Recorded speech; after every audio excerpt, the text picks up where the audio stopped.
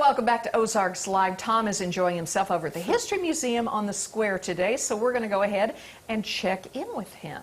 Tom, how's it going over there? Hi, John.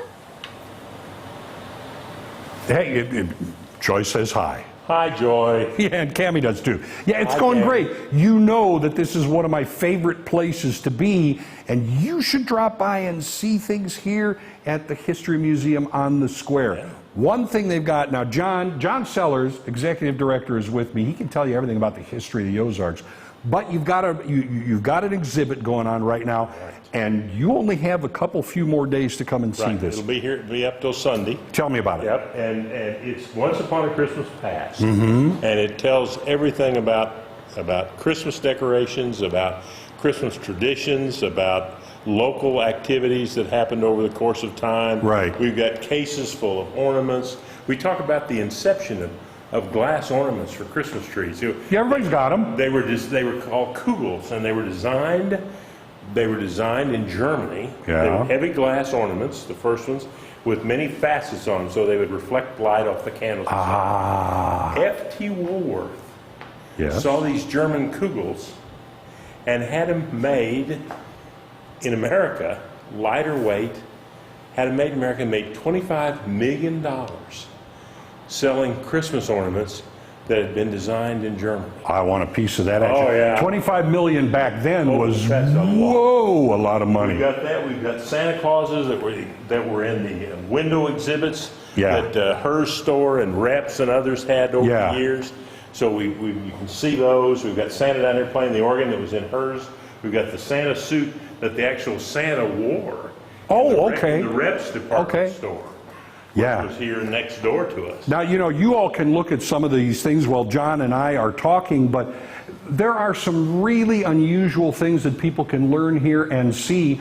I know when I went down toward the end of this exhibit, I went, oh, we can't show this. Someone's stolen all the Christmas trees. Yeah, it does look like they've kind of gone crazy down there.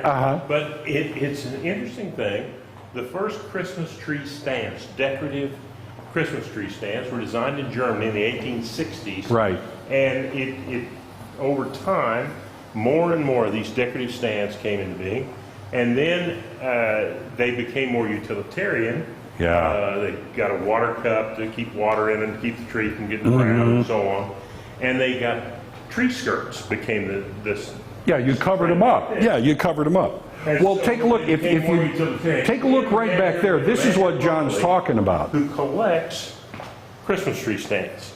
Yeah. And he has loaned us part of his collection to show the different types of tree stands over the course of time. Yeah. From some of these early decorative pieces like this with the holly and so on, to, like I said, a more utilitarian one like this. Sure. Yeah. And these are heavy duty. A lot of times the stands you buy now, it's just they're very lightweight, and the Christmas tree falls over. Exactly. This held them in place pretty well. And then, of course, the other one over here, the aluminum Christmas tree. Oh, I remember those. And it always had a light ball with it that would change the color. Red and green and blue. Right. And you know why? Why? Because you couldn't put a string of lights on an aluminum Christmas tree in case there was a short. That's true. You'll light yourself up that way. Exactly. So they made the little light deal to light up. Okay, this exhibit is open till when? Till the 10th. Till the 10th. But you have so many more things coming as we go through the year. Talk to me about those. Okay, we've got one coming up in. Let me get the dates out. Why not? Let me pull this up. Okay. And we have one in March that is about the 100th anniversary of Coca-Cola. Oh. And it's very. Well, I mean, Coca-Cola played a big part in the development of this area. Right. And this one was.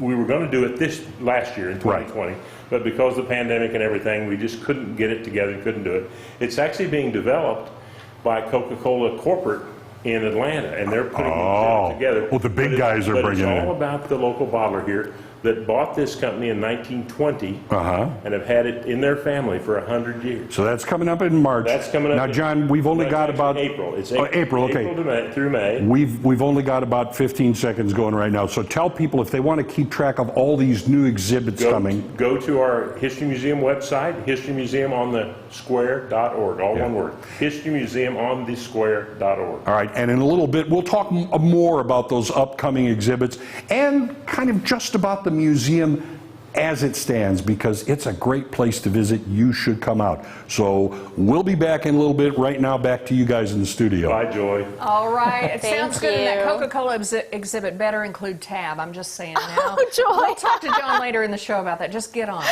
Oh, okay? that's funny. Well, coming up, we get an update from our friends over at Entertainment Tonight. You think I'm kidding? No, no, you're not. For an inside look at Hollywood when we get back.